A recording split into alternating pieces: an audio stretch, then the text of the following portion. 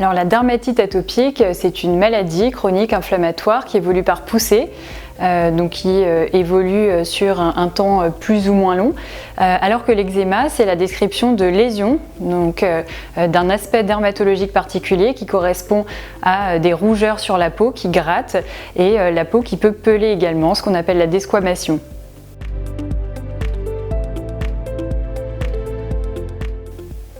Non, le fait d'avoir la peau sèche ne prédispose pas nécessairement à faire de l'eczéma. On peut avoir la peau sèche sans eczéma, de même qu'on peut avoir de l'eczéma, une dermatite atopique, sans avoir la peau très sèche ou même pas du tout sèche. Donc il faut plus que la peau sèche pour développer de l'eczéma.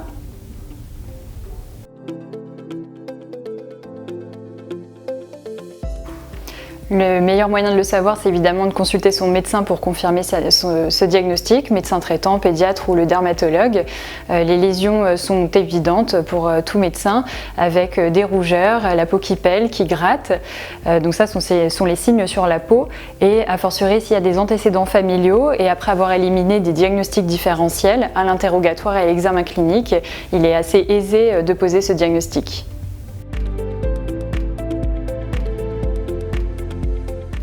La dermatite atopique, c'est une maladie qui survient sur un terrain génétique de prédisposition avec souvent, mais pas toujours, des anomalies de barrière, c'est-à-dire une peau qui va être plus poreuse que la normale, qui va être plus sèche et qui va avoir tendance à laisser passer plus facilement les allergènes de l'environnement.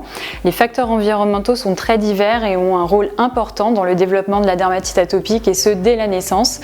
Il y a notamment l'interaction du corps humain et de la peau avec tous les micro-organismes qui peuvent être présents sur la peau et dans les muqueuses également, donc des bactéries, mais également des petits champignons normalement présents sur la peau. Et tout ce qui peut venir jouer un rôle et qui va secondairement entraîner une inflammation qui va se développer initialement dans les premiers temps et ensuite de façon chronique avec une inflammation dans la peau et parfois même qui va circuler dans tout le corps, surtout pour les formes chroniques et sévères. Non, heureusement, l'eczéma, la dermatite atopique ne sont pas contagieux. Il n'y a aucun risque à craindre à ce niveau et c'est important d'ailleurs pour un enfant souffrant d'eczéma qu'il puisse l'expliquer à ses camarades d'école afin qu'il ne soit pas stigmatisé. Et un enfant avec eczéma peut tout à fait jouer et doit jouer et aller au sport comme tous ses camarades.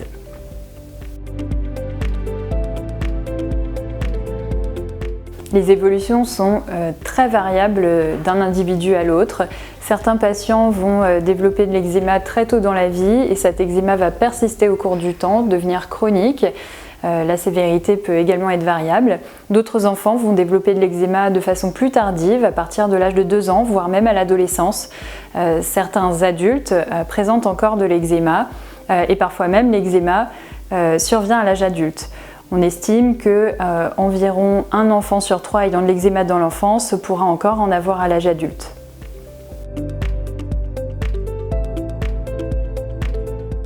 Oui, même si évidemment les facteurs principaux sont avant tout génétiques, on sait bien aujourd'hui que des facteurs environnementaux sont importants.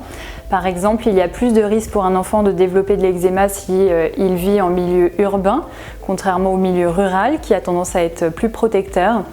Il y a aussi d'autres éléments qui rentrent en compte, la place dans la fratrie, la qualité de l'eau.